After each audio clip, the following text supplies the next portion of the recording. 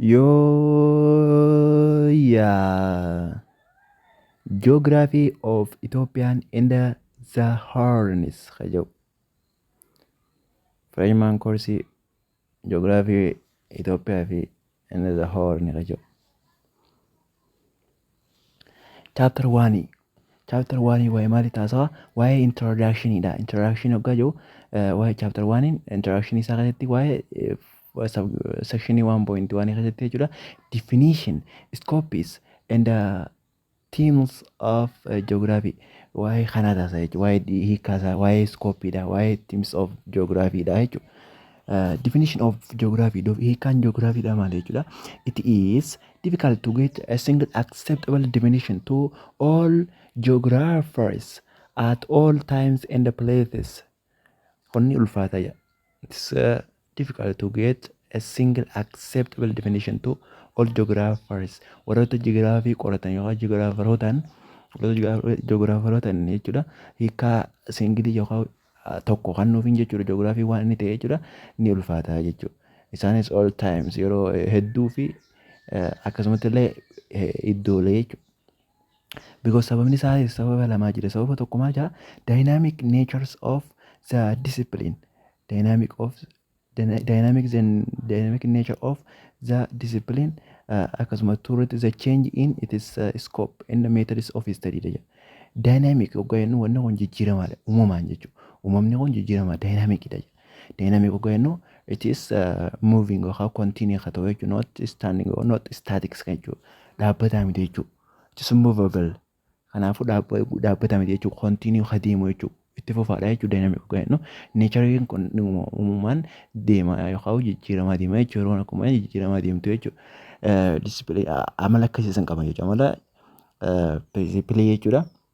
Discipline inni qabu amala jijjiiramiinsi jiru kana jechuudha. Changes jijjiirama scopes and method of study maloonni ittiin qo'atan illee akkasumatti jijjiiramaa jechuudha. Sababa kanarraaf hiikkaan geography akkana jedhanii kennuudhaaf it is difficult it is too hard jechuudha. Alaan ulfaataadha jechuudha. Geography is the scientific study of the earth that describe and analyzes. Geography waa'ee lafaa kan qoratu jira. Inni ibsa jira. Akkasumatti illee inni xiinxala. Analyze godhee especially kan jettu jira. And the temporal variation of physical, biological and human phenomena and their interrelationship and the dynamism over the surface of the earth. Inni kun wajjin maal wajjin qabate jechuudha. Especially keessattuu jechuudha. Temporary jechuudha. Yeroodhaaf variation adda addummaa isaanii jechuudha. Physically qaamaas ta'e biologically akkasuma biologiidhaan ta'e human phenomena uumama namaa jechuudha. Namoonni wantoonni yaadoonni takka namoonni qabu jechuudha. And their interrelationship walitti dhufeenya isaanii maas walitti dhufeenya wantoonni hundinuu waliin qaban fakkeenyaaf biological fi humanii physical isaa wajjin dhufeenya interrelationship hoggaa jennu walitti dhufeenya isaan sanii jechuudha. Dynamism socho'iinsa isaan qaban jechuudha. Yookaan movingii isaan qaban jechuudha. Sochii isaan jidduu jirtu walitti dhufeenya yookaan interaction isaan jidduu sochootu jechuudha. Over the surface of the earth lafarratti jechuudha. Kan jetteen scientific study of the earth that describe and analyze spatial and temporal variation of physical, biological and human phenomena. Uumama namummaa jechoota isaanii jechuudha. Haala isaan contextual yookaan ittiin qabatanii ittiin encourage yookaan ittiin waan tokko ibsan yookaan hubatanii jechuudha. Phenomena hoggaan. Their interrelationship amma walitti dhufeenya isaanii akkamitti dynamism hoggaa jennu sochiiwwan isaan sanii jechuudha. Over the surface of the earth lafarratti jechuudha. Okay, section 1.1.2 kan jennuun jechuudha. The scope approaches and the themes of geography jechuudha. Tokkoon tokko lolaan. The scopes of geography. What does mean scopes of geography jechuun? Geography acquired. Geography kan acquired godha. Maal? Science. Science is a system of acquiring knowledge through scientific method jechuudha. Science jechuun wanta sistema yookaan mala acquiring ittiin beekumsa itti fudhatan yookaan ittiin beekan. Eessa keessaa? Scientific maloota saayinsawaa keessaa. Maloonni saayinsawaan kun eenyu? Scientific method warreen kun observation, identification, description, experimentally investigation and theoretical explanation of the phenomena. Kunis maaliin jechuudha? Wanni acquire ka goonu kun jechuun now yookaan qabeenyu jechuudha. Maaliin miina scientific method jedhan maloota saayinsii haa ta'een jechuudha. Saayinsiin kun scientific method jee observation dura ni ilaalla, identification adda baafanna, description ni ibsan yookaan wanta san waan ta'e jechuudha. Experimentally hojiidhaan experimental investigation kanaan hojiidhaan garsiifne jechuudha. Theoretically barreeffamaan yookaan akka teoriitti jechuudha. Akka bifa barreeffamaatiin barreessina jechuudha. Feenomenaa fayyadamne explanation of feenomenaa yookaan wantoota nuti hidden word yookaan akka wanni fudhanneessan hiikaa isaan sanii bifa haasawaanis ta'e bifa barreeffamaatiin akkasiin lafa keenyaa jechuudha. Kana saayinsiidha jechuudha. Kunoo saayinsii aartii jennuun skill and ability ogummaa fi dandeettii. Geography is holistic dynamo spatial. Geography is a holistic dynamo spatial and interdisciplinary fields of study. Geography kun holistic dha, dynamo spatial and interdisciplinary fields of study dha. Waa'ee kanaati, waa'ee holistic dha, waa'ee dynamo spatial dha jechuudha. Okay, geography is the surface of the earth that interface atmosphere, lithosphere, hydrosphere, and biosphere. Gacho, geography is the surface of the earth. Geography malee fuula lafaati. That interface eenyuji walitti dhufeenya yookaan walitti dhufeenya yookaan waliin qabeenya yookaan waliin interrelationship isaa wajjin qaban jechuudha. Eenyujiin atmosferii wajjin litosferii jechuun atmosferii waa'ee atmosferii, litosferii waa'ee litosferii, hydrosferii waa'ee litoo waa'ee madhakaati qoratu litosferii yookaan jennu kun atmosferii waa'ee atmosferii qoratu hydrosferii waa'ee wachariitii, biosferii waa'ee bioloojii jechuun waa'ee lubbu qabeeyyii qoratu jechuudha. Kana wajjin walitti dhufeenya qaba jechuun interakshinii isaa kana kun waa'ee seelatti waa'ee scopes of geography yookaan scopes of geography kana bifa addaatiin kaa'ame kana if keessa qaba jechuudha. Kana if keessatti hammata jechuudha. Approaches of geography jechuun maal jechuudha? Approaches of geography jechuun all geographic approaches are considering two continuous. Wanti inni if keessatti approaches of geography kan keessa qabatu human tokko waa lama if keessa qabata jechuudha. Tokko human physical continuous and topical regional continuous kennu. Topicalii fi regional maalii keessatti yoo ta'e kunoo akkuma kitaabni yookaan koorsiin keessan isi ibse topical yookaan systematic view particularly category of physical or human phenomena. Kun maalii yaada addatti jechuu category kan maalii physical yookaan or human phenomena namaan kan kaa'ame jechuudha. Topicaliin kun topikii kan duree tokko kaa'ame jechuudha. Kunis phenomenaadhaan kaa'amuu danda'a yookaan internaaliin isaa san bifa isa san namni san si ibsudha yookaan abbaan barreesse yookaan kaa'isan yookaan yaada inni ittiin fudhatisan kan itti si ibsu ta'a jechuudha. Bifa barreeffamaanis ta'e bifa eminaanis ta'e jechuudha. Regional kennuun immoo concerning with region naannoo wajjin kan ta'u jechuudha. Of all or sums of the elements and their interrelationship walitti dhufeenya isaan isaanii jechuudha.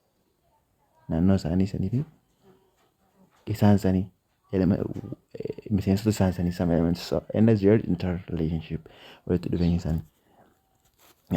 Themes of geography jechuun ammoo geography has 5 basic themes, namely akka maqaadhaan keenyu geography location qaba, place ni dha. 5 jira jira. Any geograph has 5 basic themes. Themes isaa jechuudha 5 qaba jechuudha. Location, place, human environment, interaction, movement, region. Tokkoon kan laallu ta'a jechuudha. Location jechuun what does it mean? Place jechuun what does it mean? Human environment interaction means what does it mean? Movement is what does it mean? Origin is what does it mean? Tokkoon we are going to see it a lot with well defined gadi fageenyaan kan ifa galeessa ta'een kan laalluta. Location. Let's start with location. Location is a particular place or position. Location jechuun iddoo addaa takka yookaan bakka takka jechuudha. A solid location. A solid location. Absolute location and relative location jechuudha.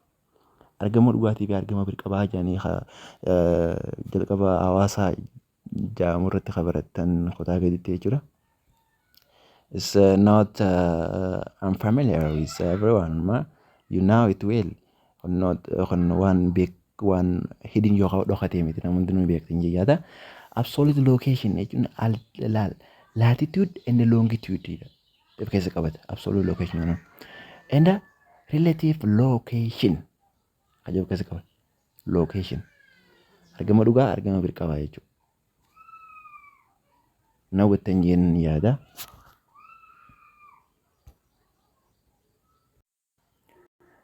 Latitude and longitude wajjin kamali absolute location warreen kanaatu kanaa jedhama jechuudha. Latitude jechuun such as a meridian from the 19 degrees from akkanarraa akkanatti argametti gaafatu. Longitude 0 meridian irraa gaafa kaatee jechuudha. Akkuma harta irratti beektan bifa saniin kan ibsitu ta'a. Fakkeenyaaf amma for simplicity salphisuudhaaf jechuudha. Wanti tokko fakkeenyaaf mana abbaa tokko mana fakkeenyaaf amma biiroo wayii takka mana abbaa tokkooti yoo ibsu barbaadde biiroon amma fakkeenyaaf Finfinnee keessa fudhannee jechuudha. 4 kiiloo keessa jechuudha.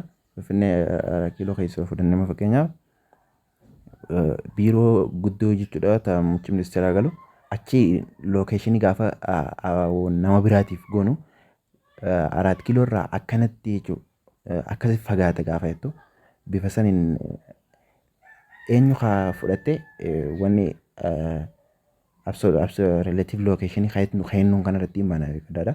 Relative location kanarratti wanta akka fakkeessite isa san qabdee achitti noorzi irraa takka nyaama noorzi fi saawuzii yoo fudhatte noorzi irraa karaa akkanatti digirii hangana takka deemta kajuu takkaa'u saawuzii irraa hangana takka deemta kajuu relative location. Absolute location jechuun immoo altitude sirrumatti kaa'imtu jechuudha. Absolute jechuun argama dhugaa jechuudha. Dhuguma saniin kaa'imtu jechuudha waan takka just clearly kaa'imtuuf jechuudha. Kanaan absolute location jennaani latitude fi longitude fayyadamtee jechuudha. Dheerinaaf wanni isaanii fayyadamtee digirii eessatti latitude at the degree of 90 centimeter or the 0 meridian waan jiru adda baafattee jechuudha. Eessatti argama wanti sun equator irra immoo eessatti argama kan jiru adda baaftee kan ibsituuf absolute location jennee ibsina jechuudha. Warra relative immoo fakkeessan fakkeenyaaf amma 4 kiiloo keessa manoota abbaa qabeenyaa fooqii akkanarratti argama gattee gaafa ibsitu yoo fakkeenyaaf amma yuunivarsiitii cinaa jiru ta'e yuunivarsiitii cinaa jirtu yoo ta'e takkaa'uu immoo masaraa irraa fagaatee jechuudha. Bifa saniin takkaa'uu masaraa west east takkaachi yoo argamu ta'e akkasii bifa saniin masaraa san fakkeeffattee kan ibsitu kana relative location jennaan jechuudha. Masaraa jechuudha.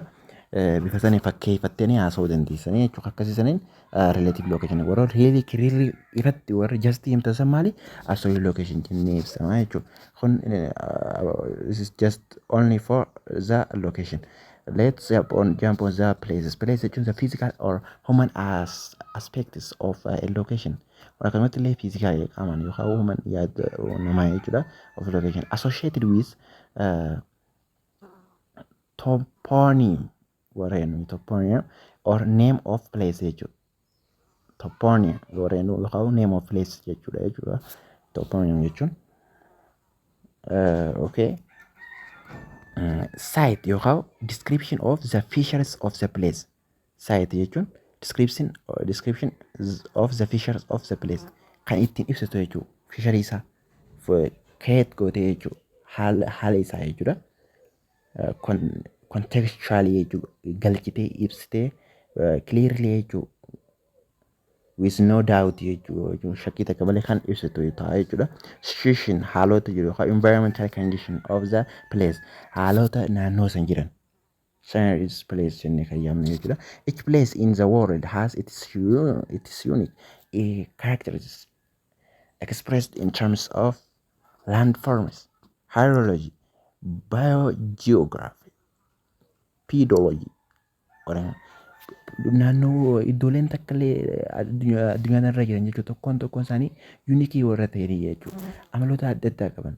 Amaloonni isaanii san haalota lafaatiin jiru landform, hydrology haalota bishaanawaatiin akkasumas illee warroota bineeldota yookaan wantoota lubbuu qabaniin kan ta'e akkasumas illee pedology warra jennuun jechuudha. Isaan kan hundaa'u include godhee pileesin kan of keessa qabate jechuudha. Na hubattan jechuudha.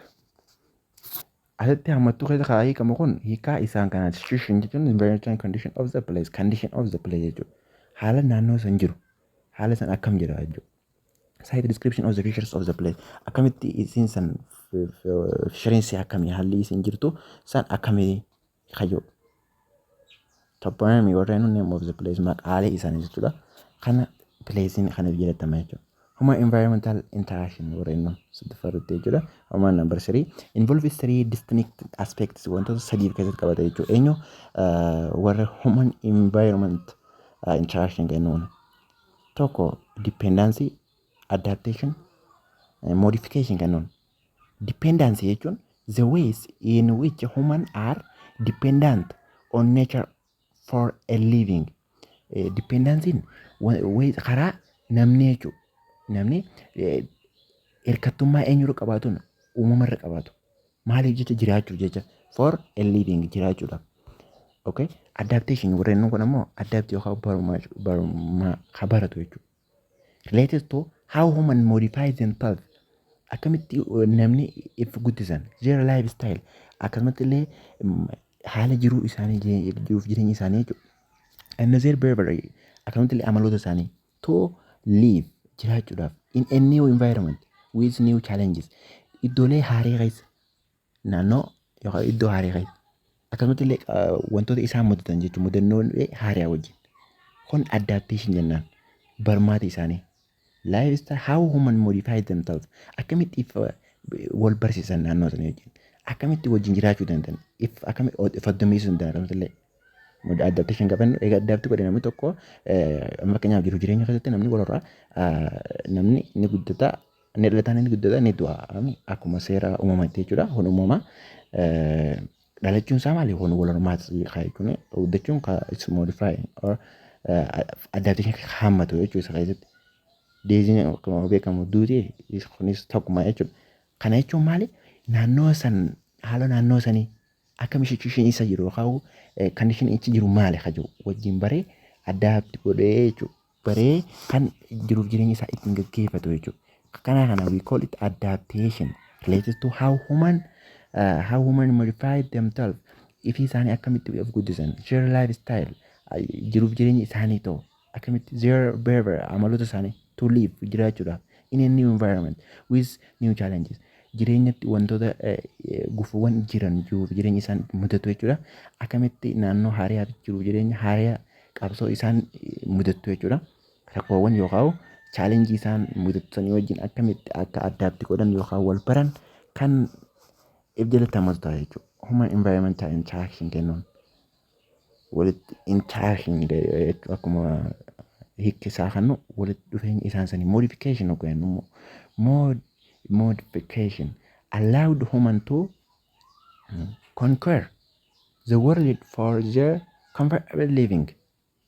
Akkamitti hayyama jechuudha. Hayyama modification isaanii eenyuuf hayyama to conquer maal godhuudhaaf jiraachuudhaaf akkamitti akka mijatu jechuudha. Mijjuu tolina isaanii saniif jechuudha. Kan of keessatti hammatu jechuudha.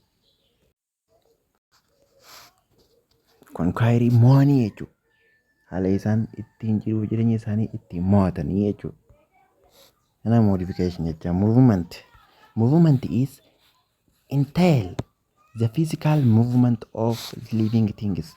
Living things people live keessa qabata, animal live keessa qabata, plants live keessa qabata jechuudha. Gaa'in nufi movement sochiiwwan isaan qaban jechuudha. The transport of goods and service wantoota isaan barbaachisan jechuudha. Walii geejjibanii ittiin jiraachuudhaaf akkasumatti the flow of idea yaadota adda addaa kaasan jechuudha. From one place to another place to another place. From one place to the another to another place. Naannoo tokkorraa karaa naannoo biratti jechuudha. Kan ittiin socho'anii jechuudha. That is we call it the movement. Now what then you and 10 is the physical movement of living things. Living things ogaan eenyu fedha lubbu qabeeyyii ogaan eenyu people, animals and plants fedha qaba jechuudha.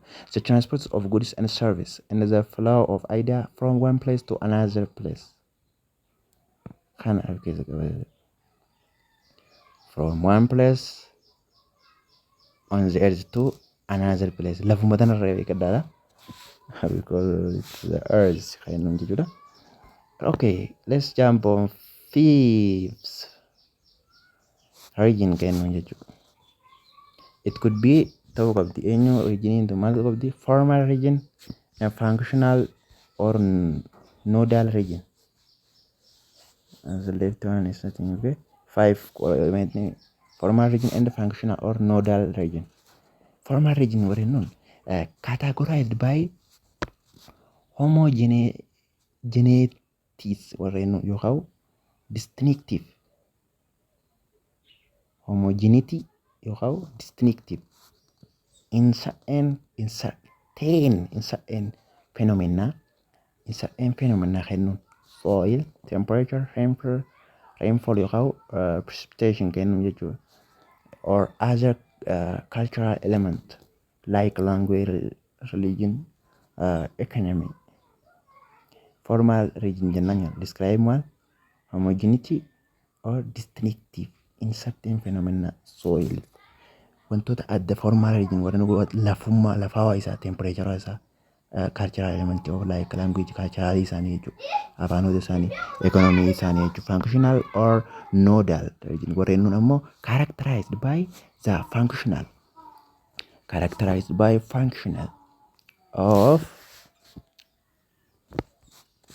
by functional or distinguished example maaliin interrelationship in a defined spatial system and a particular phenomena by linkage, binding or relationship jechuudha. Kun is functional characterized kan jedhu distinct interrelationship defined spatial system iddoon yookaan spatial phenomena dhaan jechuudha. Particularly jechuudha. Spatial system a particular phenomena by linkage, binding, interrelationship walitti dhufeenya isaan san waliin jiran jechuudha. Kan ibsu ta'a jechuudha. Okay, section 1.2 location, shape, size of Ethiopia and the Horn. Kajodo 1.2.1 kana keessatti section isa muraa isa kana ilaaltu jechuudha. Subsection jennani muraa isa kana ilaalaa jechuudha. Maali location of Ethiopia kajo laalla. No kuma garta location of Ethiopia. Now betan jijada location of Ethiopia. Shape is size and the horns kajo tokko tokko kan laalu taa'ee kanatti aansee jechuudha. Astronomical. Ethiopia is what? Ethiopia is a landlocked country located between 3 degree N yookaan Moyale kennu yookaan 15 degree N yookaan north jechuudha. Badimee the northernmost tip of Tigray dha jechuudha. 3 degree north Moyale irraa haatee jechuudha. Eessatti 15 degree north jechuudha. Badimee the northernmost tip addatti jechuudha. Mataa gubbaa jechuudha of the Tigray jechuudha. Latitude isaa kana fakkaata. That is latitude. Okay, Sarsari east degree east Akobo to 48 degree east jechuudha. The tip of Ogaden in the east of longitude isaa kana jechuudha. Kana jabeessanii qabatan hokka astronomically kaynu jechuudha. Ethiopia landlocked country located between 3 degree north Moyale kennu yoo 15 degree north Badime the northmost tips of Tigray latitude isaa kana ture jechuudha. 3 degree east Akobo to 48 degree east, the tip of Ogaden in the east. Kana longitude isaa ta'e jechuudha. Kana jabeessanii akka qabatanii isiniif hawwu. The east western distance 15 degree jechuudha. Degree 15 is longer than north south distance 12 degree haa ture jechuudha. North south and east west distance jechuudha. Longer than kana jechuudha. Akkuma kana 15 is 12. Longitudinal extension. Longitudinal extension, there is a difference of 1 hour between most easterly and the most westerly point of the country. But the country used 3 hours time zone here. Relative location. Relative location. Akkuma yeroo jalqabaatiif kaasaa turre longitudiidhaan bifa kanaan ibsite jechuudha. Longitudiidhaan waggaa separately waggaa adda godhan jechuudha. Astronomically bifa kanaan lafa keessa jechuudha. Kun digriidhaan akkana itti gaafa lafa keessu kana maaliin adda keessa jechuudha. Absolute isa longitude fi latitudeidhaan lafa keessa jechuudha. Kunoo asuma akka agartan latitudiin isaa kana, longitudiin ammoo 3 degree Celsius 33 east Akopo to 48 degree east, the tip of Ogaden in western. Kana immoo longitude jabeeffadhaa qabadhaa. Akkuma agartan 315 moyyaalee baadiymeedha kuni. Tip of Tigray unoo latitude. Akkam jettanii qabattan long kayyoo kun akka dheeraa jaa qabaddaa. Long kayyoo kun asitti longiin dheeraadhaami. Sababa irraa kan ka'e kunoo digriin isaa gurguddoodha. Akka isin jalaan banneef kunoo asitti akka agartan 33 degree east, akkasumatti illee east. Ammaas kun north adda ba'aa jechuudha. Bifa sanii adda baafattan asitti kunoo long kayyoo kana guddaa jettanii fudhattan asitti lakkoofsoti gurguddaa jira. Na hubattan jee yaada. Asitti kunoo xixiqqishaa jira addaan isin ba'a. Isin hubattanii ammoo asitti the east west distance 15 degree is longer than north south distance 12 degree dha jechuudha. Kana addaan fagaata jechuudha. Okay, longitudinal extension, there is a difference of 1 hour between most easterly and most westerly point of the country, but the country used 3 hours time zone ida. Akkuma beektan 3 hour time zone bilbila keessatti deetii keessa seentanii ilaaluu dandeessan. Isaa baay'ee time zone jee jira ilaaluu dandeessan. Kana bilbila keessan irraa I think you will see it from them. Relative location kennu. Ammoo olii kun absolute location inni. Absolute location inni jechuudha. Na hubattan jee yaada.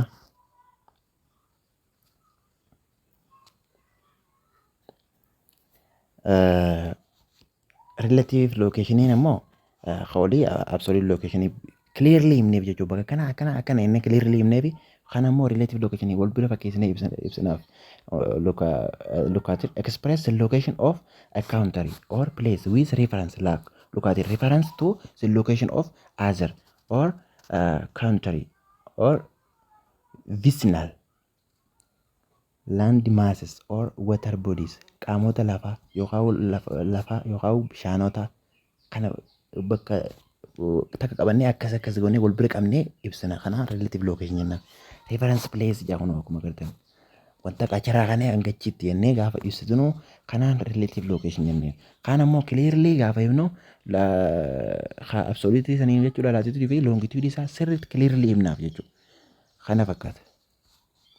Hasaadha ammoo isaasitti ta'u laaluu dandeessan bilbila keessanir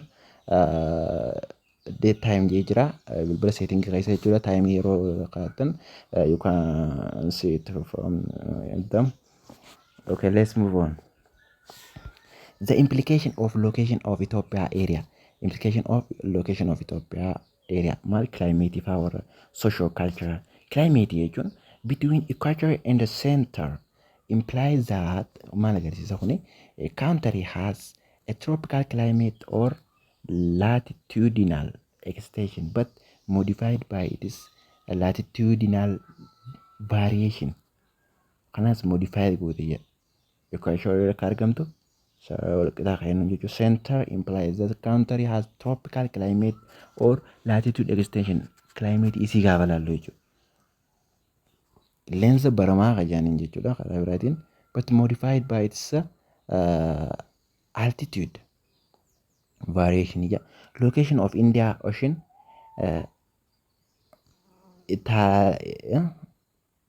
Italianic Ocean, African or Asian, and the Asian land mass affect the climate of Ethiopia. Warra Indian Ocean, Atlantic Ocean, African and Asian land masses affect climate of Ethiopia. Isaan kanaatu miidhee jechuudha. Eenyu waan climate Itoophiyaadha jechuudha. Eenyu Indian Ocean, Atlantic garboota warra garbaa kana jechuudha. Indian Ocean warreen Atlantic Ocean warreen African and Asian land mass warreen kanaatu climate Itoophiyaa miidhee jechuudha. Socio-cultural jechuun soshaalii fi waa'ee kalchuraalii isaanii aadaa fi haalota isaanii.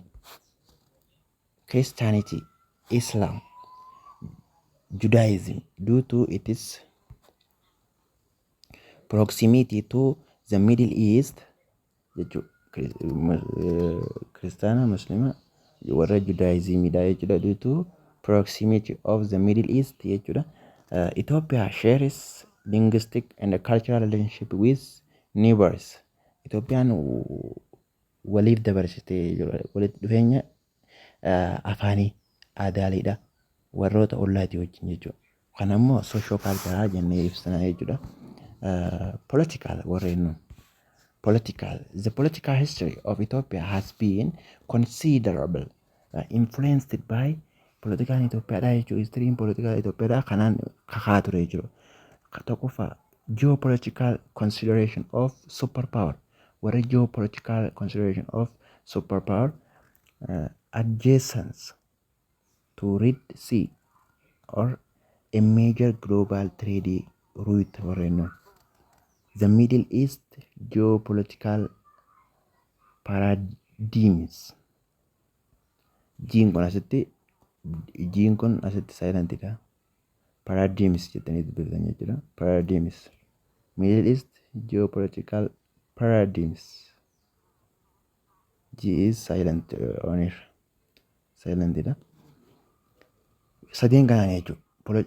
Geopolitical consideration of superpower adjacent to the Red Sea or major global trade route. Middle East geopolitical paradigms. As a result, bu'aan isaan fidan jechuudha. Ethiopia has been exposed for external invasion.